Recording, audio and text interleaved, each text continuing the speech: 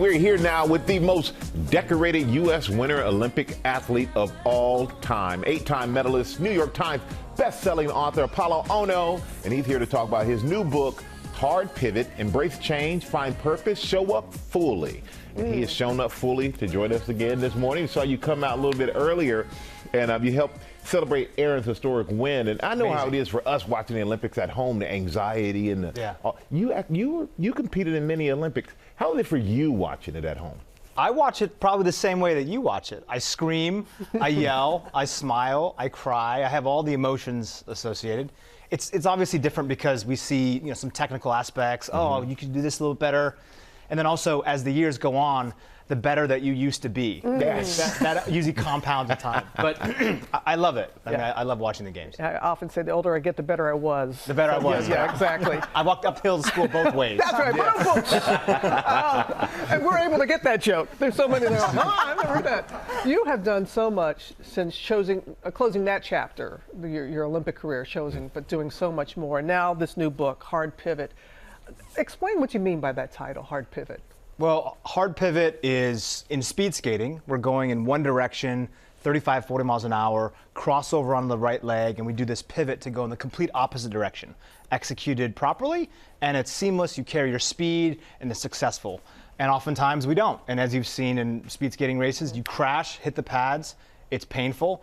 And as such, with a metaphor for life, we prepare for something, we believe that we're deserving of such, or we're forced by change to do something entirely different and try to reinvent. And that's where this hard pivot comes in. And so, when my first transition began I was this identity of an Olympic athlete, an Olympic champion, to figuring out what's next, what am I good at? Every professional athlete goes through this. Everyone who probably comes home from the military goes through this. And people, what we've seen in the past 2 years through COVID, have also gone through this. What's important to me? How do I find my purpose? And then how do I show up fully? And so these elements are kind of deeply rooted, I believe, in figuring out how to make change and embrace it in a way that gives us more confidence and hope, and also allows us to feel like, A, we're not alone, B, it's been done before. There's been many reinventions from our peers and people around us, so how can we learn insights from them? This book is not designed to say, this is my way, which is going to be your way. It's really designed to say, how do I help you find the best routine, pattern of behavior, and also change in behavior so that you can be your best, and whatever that iteration means. And I think as we look back at the past 24 months, the silver lining of COVID was that people started to question what's really important to me. How do I align with my true north? What do I want from this world or this universe, and what do I believe the universe and this world wants from me? And making sure those things are there, whether it's your family, your community, your friends, a new career path that you're about to embark upon. And change is hard. That's why January 1st resolutions typically don't work, right? Because it's really hard to change old, consistent behavior that has been done for so long.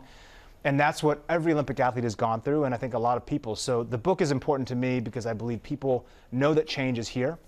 It's hard to adapt to it, but there are ways in which we can create both some tactical toolkits, so to speak, morning and evening, and just have deeper conversations, I think, with ourselves and being transparent around both the emotions that you feel, whether it's fears or failure. That was a big motivating fact for me when I was training.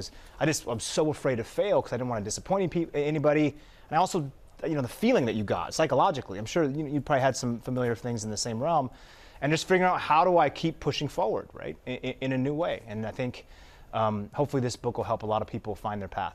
In this book, you lay out your 5 golden principles there: gratitude, giving, grit, gearing up, and go.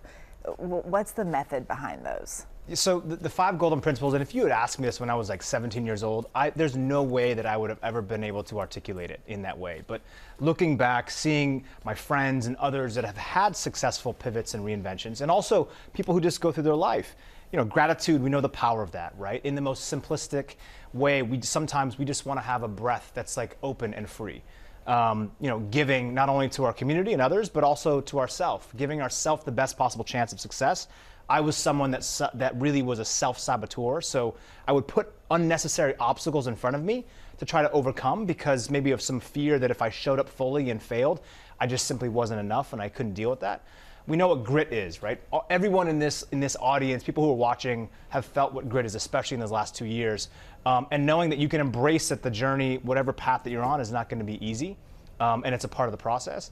The fourth is gearing up. So we all know the saying of like saying enough is enough, and I need to raise my expectations for myself. I need to raise the standard. That comes from within. I can't do it. None of us can do it for you.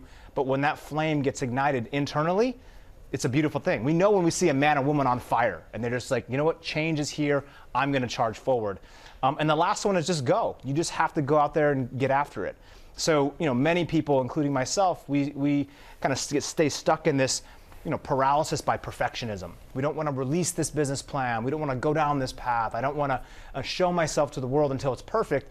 It's never perfect. The world isn't perfect. And that's the beauty about going out there, testing it, coming back, recalibrating, readjusting, and then going and doing it again. And so don't hesitate. Just go out there and be your best. And we're going to use the last one, go, because we're going to tell everybody, go pick up the book. Please. It's called Hard Pivot.